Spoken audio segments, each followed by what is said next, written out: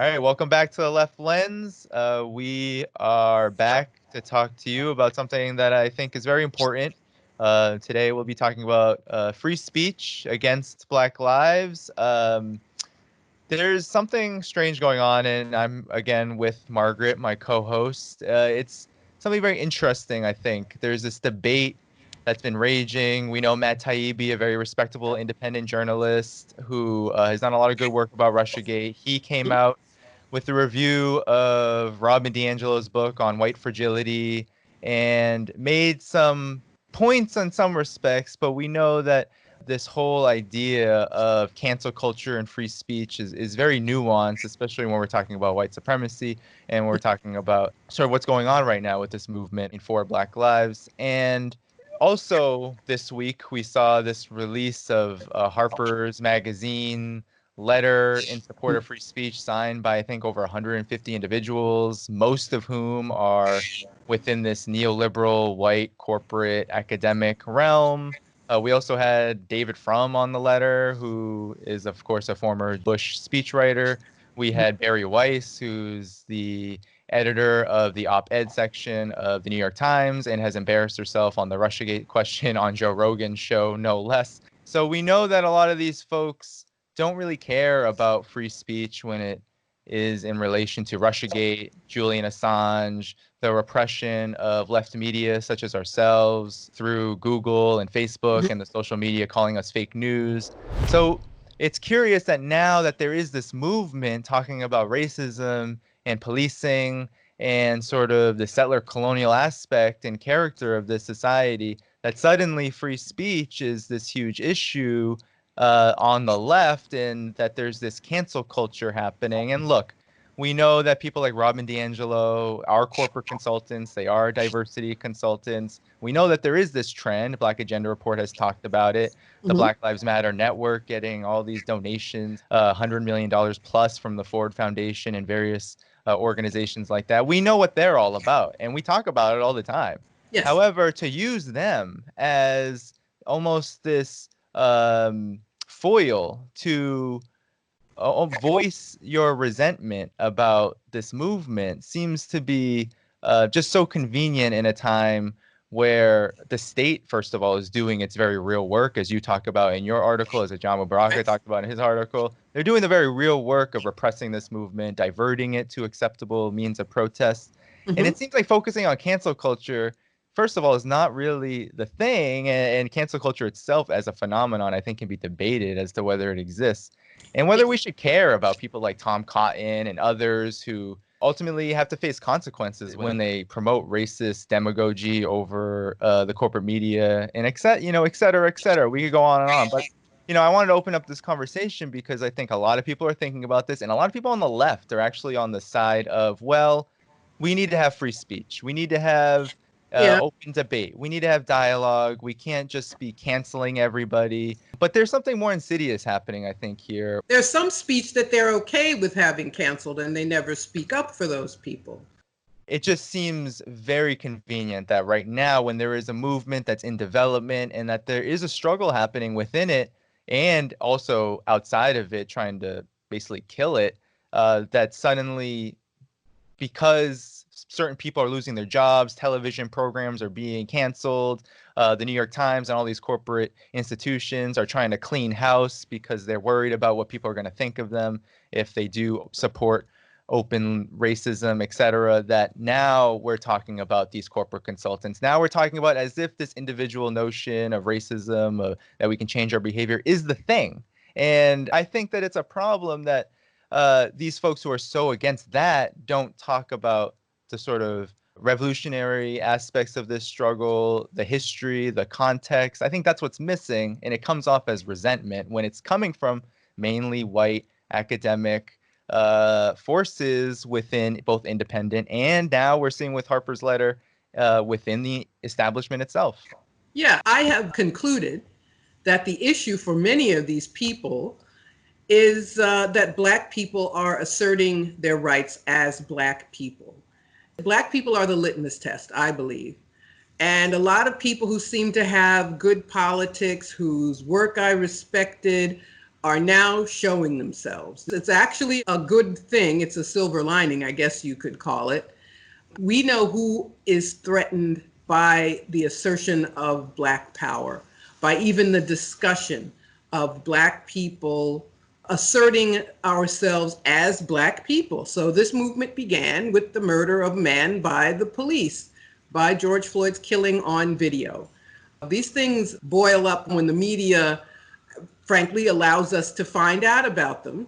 Ahmaud Arbery was killed by vigilantes in Georgia, but they acted on behalf of the state. It took them several months for them to be arrested. And so George Floyd's killing was a spark, obviously, because the issue of police murder had never been resolved.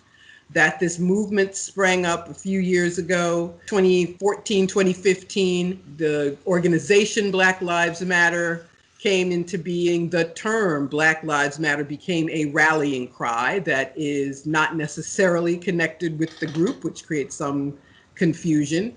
But the issue is Black people. And so we're finding out who's threatened by Black people.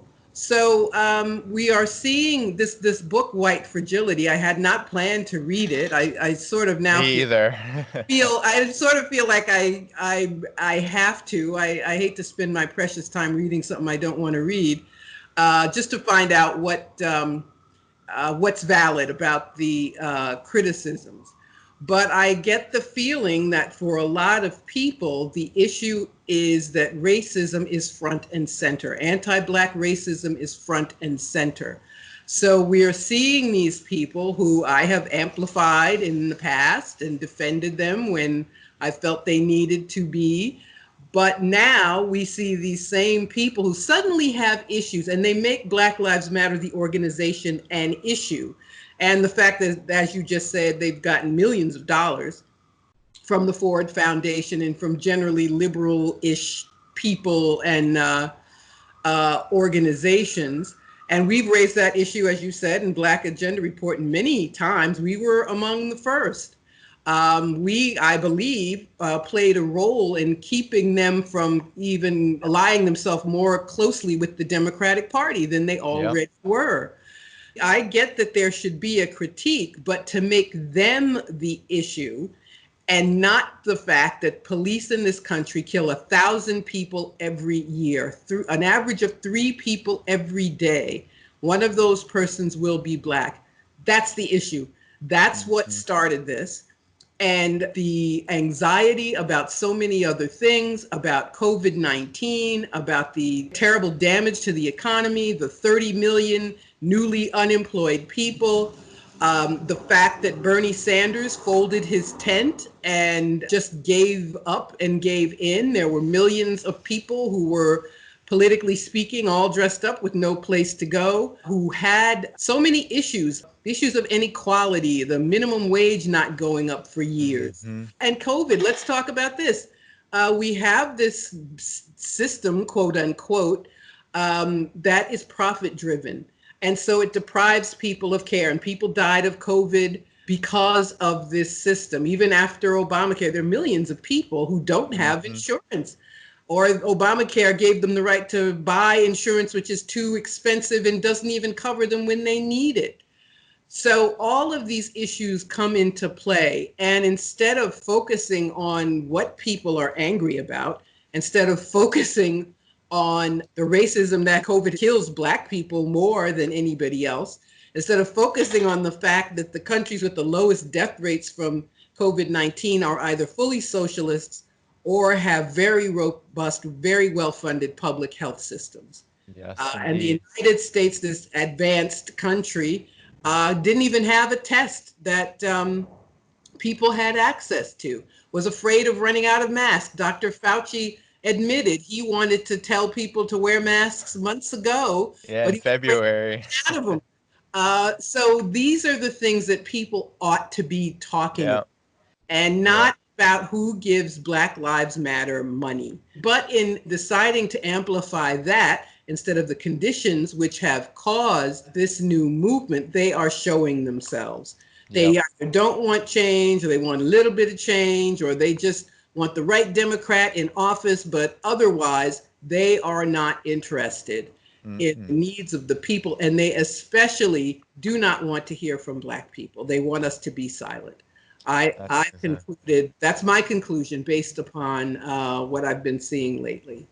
Oh, for sure, for sure. It's so hard, I think, for a lot of these folks to acknowledge because what I've noticed, and I think, I'll just do a brief kind of review of the skeleton of what we're Mhm. talking about. There is, I think, a lot of denialism going on around this question of race, right? For sure. And it's very insidious on even the left and left commentators, and mainly the white left, to be honest, Sure. because there is this sort of desire to want to build this universalist, we are all together as ordinary quote unquote Americans, and we will fight for the things. That was really what Bernie's movement was, right? It was all about fighting for these social democratic demands Hmm. that, we all support at Black Agenda Report in terms of trying to push them forward.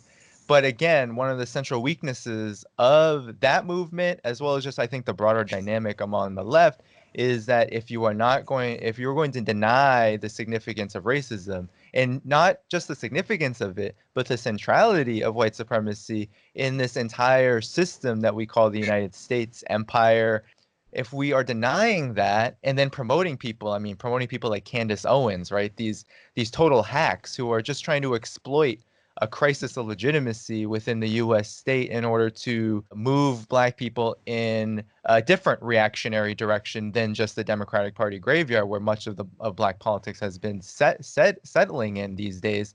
Um, but we also have folks like Noam Chomsky. Look, Noam Chomsky put his name down next to David Frum, Barry Weiss, next to all of these elitists. This guy is supposed to be sort of a visionary on the left, calls himself a Yeah. libertarian socialist or whatever. There is a sort of trend that we're seeing, I think, right, with these folks who are so angry about the Black Lives Matter organization. Which, look, Margaret, Bruce, in his last years, Glenn Ford, myself, we all wrote about the issues of the Black Lives Matter network because Right. they were playing a very insidious role leading up to the Democratic Party primary of 2016. And we felt that it's important to talk about the nonprofit industrial complex, to talk about the Right. Democratic Party's role in Black politics. But there's also this other aspect of, well, we can talk about that, but if you're not rooting your discussion, your analysis in the lives of Black people, first and foremost, as you said, Margaret, if we're not talking about, look, it's a problem that every 28 to 36 hours a Black person is being killed by law enforcement. It's a problem that, the police are rooted in the former slave patrols. It's a problem that Black people in the United States are on the bottom of every single indicator of so-called human rights that people really hold so dear, right? No one that if that's not at the basis of the conversation, then people, I know we had Pepe Escobar talking about how articulate Candace Owens is. We Yeah, had, that was really I know, we have all these foreign policy analysts. yeah. And I'm right, in my last article, I wrote about libertarianism, right? This is part of this libertarian trend, right? This really wanting to hug free speech, these rights, which honestly, they're bourgeois rights. They're rights that are provided to you And so long as you don't have any impact on the system, so long as you don't threaten the system, right? We know that throughout history, there's no such thing as free speech for Black people. There's no such thing as free speech for most workers, right? When you're in the workplace, there's no free speech for you there. You say something out of line that your boss doesn't like, you're fired. You organize a movement like the Black Panther Party did, the Black Liberation Movement did, then you can spend 10, 20, 30, 40, your whole life in prison right. because of your political activity. So we've known that there's no free speech for the oppressed. That includes That's who worldwide, they right? should be speaking for. Chomsky gained fame and rightly for writing about the manufacturing of consent. And I'll give him credit where it's due, but over the years, he's just become a gatekeeper. He's one of these people who decides who can be accepted, who cannot. So he always supports the Democratic Party and advocates that people vote for Democrats no matter what. He and others wrote this open letter to leftists about why you need to support Democrats. Why not write an open letter to the Democratic Party? Write a letter to the DNC and Democratic elected officials. Let them know what they can do to get more people to support them. But that shows you where he is. And this Harper's letter was very vague. First of all, nobody asked them, but these, people you mentioned, David Frum, the man who gave us the term axis of evil, and David Brooks, right-wing David columnist in Brooks. the New York Times, Fareed Zakaria of CNN, one of the worst war propagandists in my Supporter opinion. of apartheid too. He supported apartheid during the Reagan years, during the height of the anti-apartheid struggle and the liberation struggle in South Africa. Yeah. So anyway, he deserves to But be. They all deserve to be canceled. I'm sorry, I don't have any sympathy for them. well, Cancel them all. but what is this cancel culture thing? It is this made-up term to keep us in line and to keep us from attacking the people like themselves who are doing the greatest damage. So who have they spoken up for? Did they speak up for Norman Finkelstein when he was denied tenure at DePaul after Alan Dershowitz cooked up this case against him when he called out Dershowitz and called him a fraud, and Dershowitz made sure he didn't get tenure? Did they speak up for him? Did they speak up for Steven Saleta when he was fired by the University of Illinois? And the man is continually punished. He cannot get a job in academia anywhere on earth. Have any of these people ever spoken for him? Do they speak up when Twitter removes Telesur, or President Maduro of Venezuela, they take him off, or yep. that Facebook does the same thing? Do any of these people speak up? Did they speak up for Julian Assange, who they just added, trumped up more, pun intended, I guess, more charges against him to make sure he never gets out of jail? Did they speak up for Assange? Do they speak up for the people you referred to, the political prisoners who've been behind bars for decades? Do they speak up for the families whose loved ones were killed by the police? Who do they speak up for ever? So there's this cooked up nonsense about a cancel culture, which is just people being free to say what they want about somebody else. So if I go on Twitter and somebody doesn't like what I say, they can say they don't like what I say. So what? And why is it people's responsibility when there are consequences, right? When Yes. social media corporations or whatever, New York Times, whoever it is, begins to take action on those folks, why is it the responsibility of those who are exposing the racism or whatever it is, transphobia, all of it? It's not the responsibility of those who are bringing that to light on social media to defend the free speech of some Amy Cooper out there, right? It's not my responsibility. If people do these things and there's a shift politically that's happening, it's not the responsibility of any progressive or leftist or whoever to then say, oh, well, we need to make sure we bring those folks in.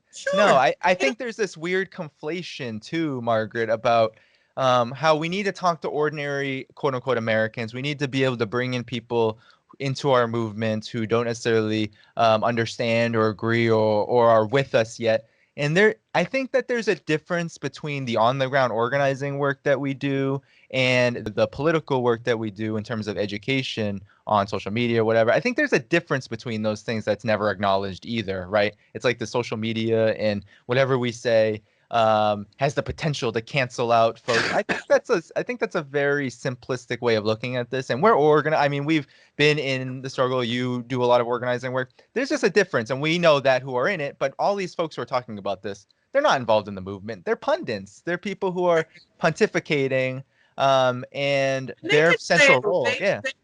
people like that can play a role, but none of these people do.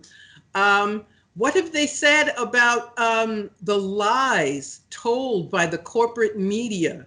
The latest one being the New York Times and the Washington Post claiming that Russia paid the Taliban to kill Americans. It was just ludicrous on its face. I didn't believe it from day one.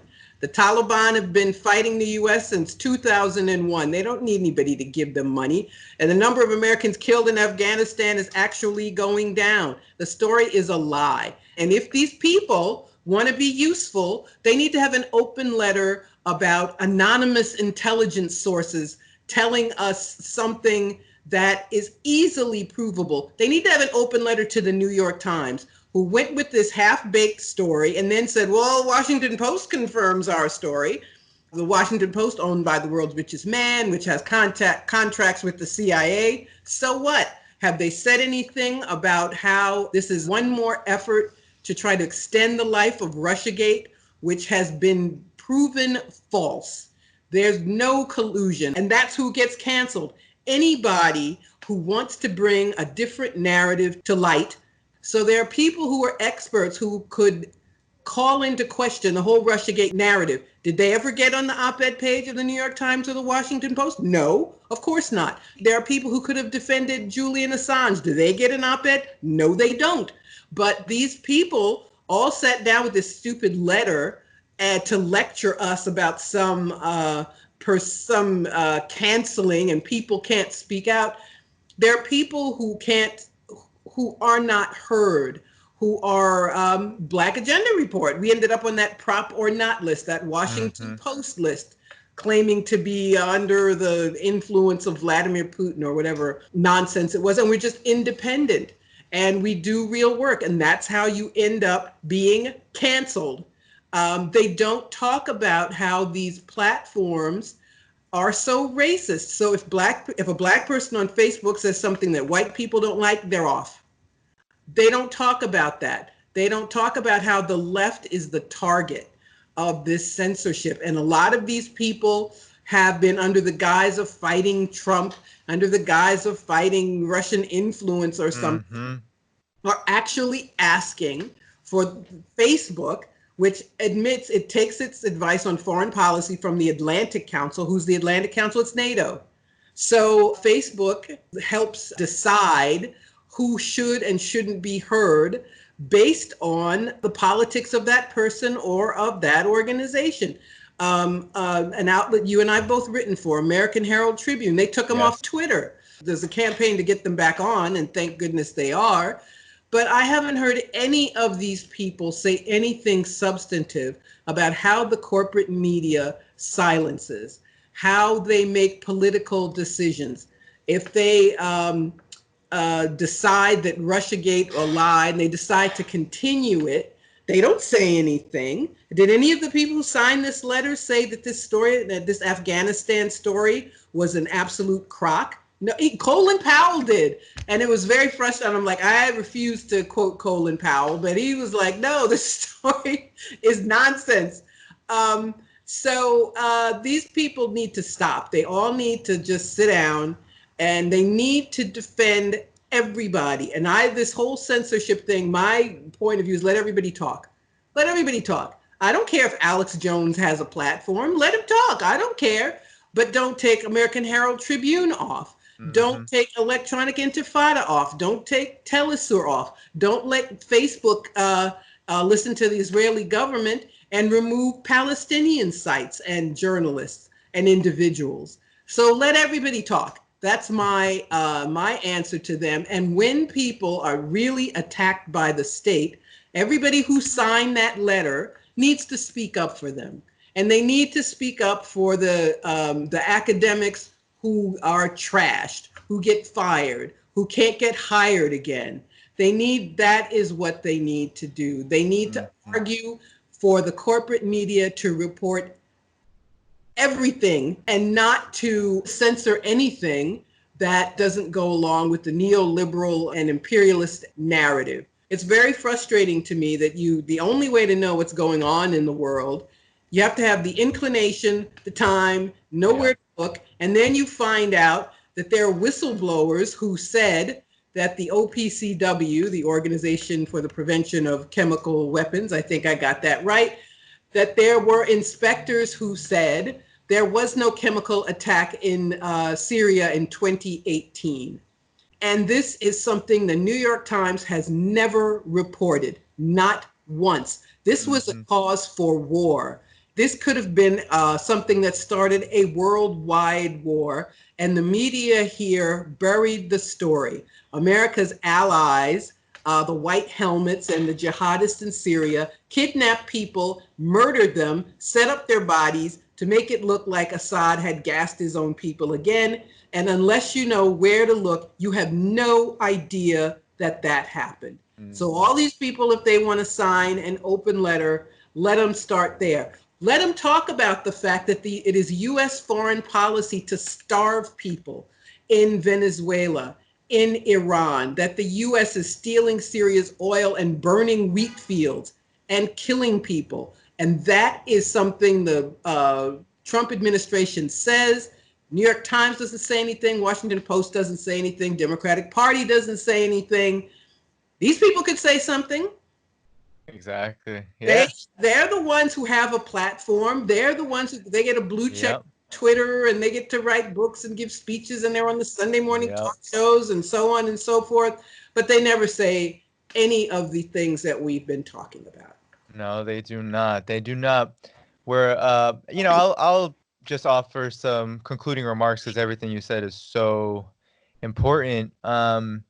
First, I just want to give a plug because one of the things that Black Agenda Report does really well is that it actually offers an alternative way of how to think about these questions, as well as providing the information that we need to understand war, to understand austerity, to understand racism, which it seems like a lot of these folks who are so pro free speech are really most concerned about is how racism is talked about. Then they should read Black Agenda Report and see that if you don't have the Black radical tradition, the Black revolutionary history and current ongoing struggle in that conversation, then you're not really talking about this issue at all. And there's a book that I think if folks are really concerned about the NGOization, the nonprofit industrial complex, if they're really concerned about the Black Lives Matter Network in particular, and they want to figure out how do I talk about this issue without coming off as resentful about this broader movement in general, then read a book like Robert Allen's Black Awakening in Capitalist America. He literally, in the height of the civil rights movement, starts to study these forces, the Ford Foundation, etc., and how it was used by the U.S. state to basically infiltrate and divert especially the more mainstream civil rights organizations, into primarily focusing on the Black middle class rather than the Black poor and the Black working class, which we talk so much about. And it's a very instructive study because it goes over all of the civil rights organizations, how this happened, and how it played a role. And that's how you can start learning about this history in a more nuanced way, rather than, as some of these libertarian forces have called out for, just screaming that there's some sort of color revolution happening and it's being led by liberals that want to cancel everything. That's such a simplistic and ridiculous idea. It's stupid. It's not politics. It's what the U.S. does. The U.S. has done color revolutions in East. That's what they did in Ukraine. That's what they tried to do in Hong Kong. Nobody out in the street can get rid of just by being out in the street, can't get rid of our system. They're not going to get Trump out of office. It's just dumb. The Democratic Party is not in favor of this movement. They go through, the word now is performative. So the mayor here in New York, he's painting the words Black Lives Matter in front. Oh man, that's a whole nother conversation. He hasn't changed anything about the NYPD. He hasn't changed anything about policing. They used sleight of hand to take jobs out of the NYPD budget and put them somewhere else. They haven't changed anything about policing. The Congressional Black Caucus, the Kenta cloth, the taking the knee, it's all absurd. And while we're on the subject, let me just say this. I don't care if people watch Gone with the Wind. I don't really care. I hadn't noticed if Aunt Jemima was still on the box. I just hadn't thought about it. The Dixie Chicks can go back to calling themselves Dixie Chicks and not just chicks.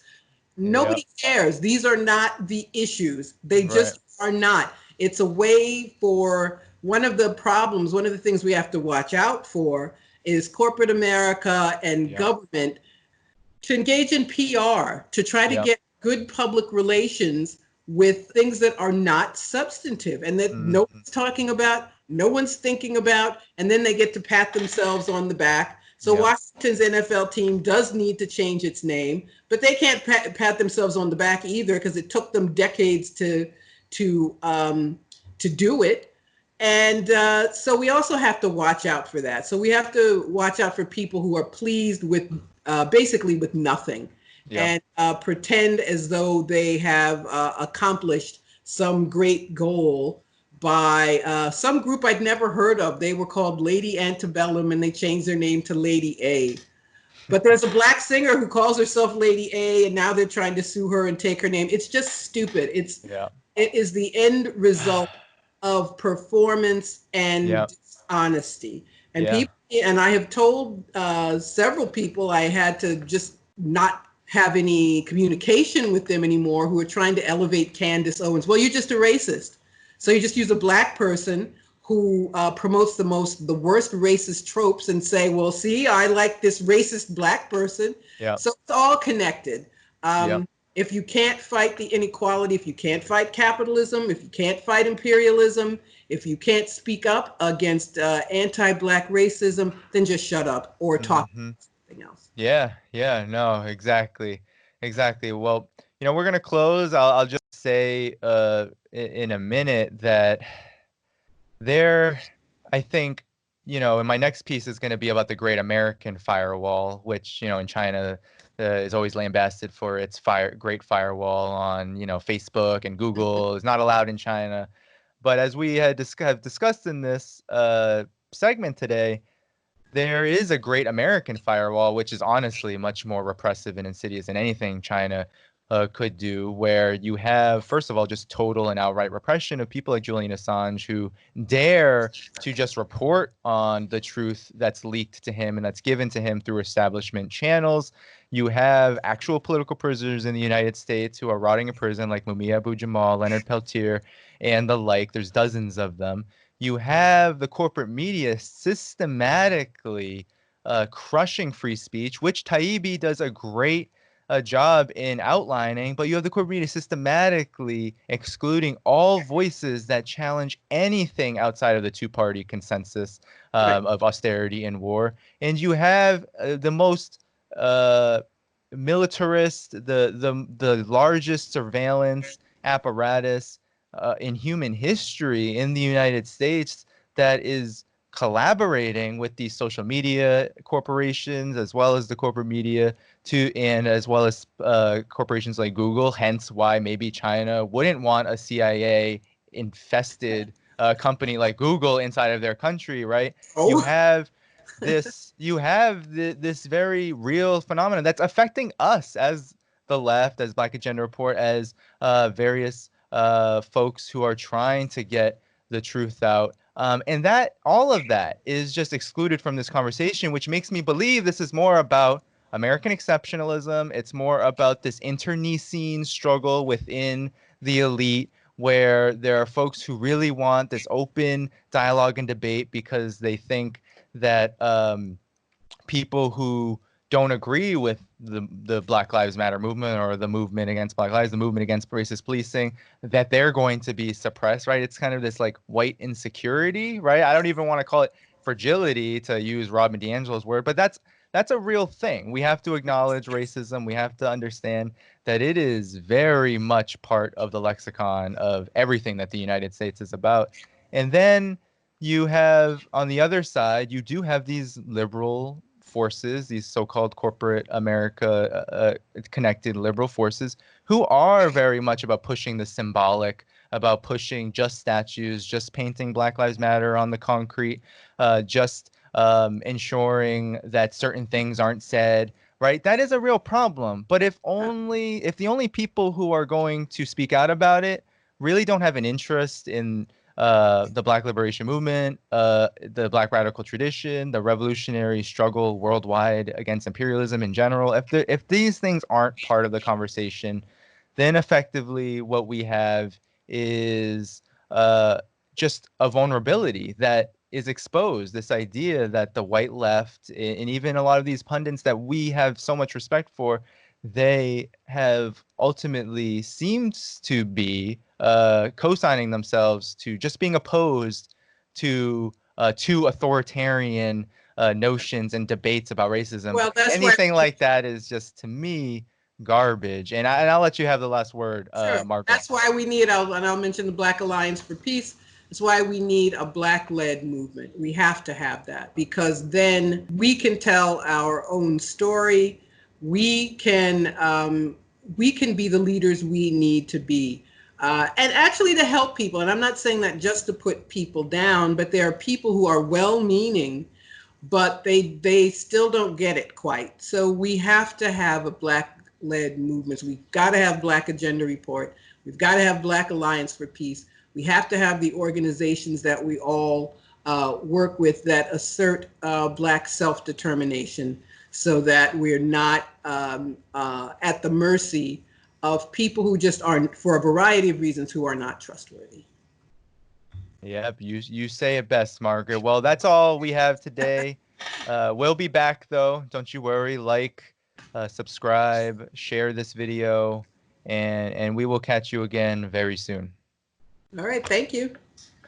Peace. Peace out.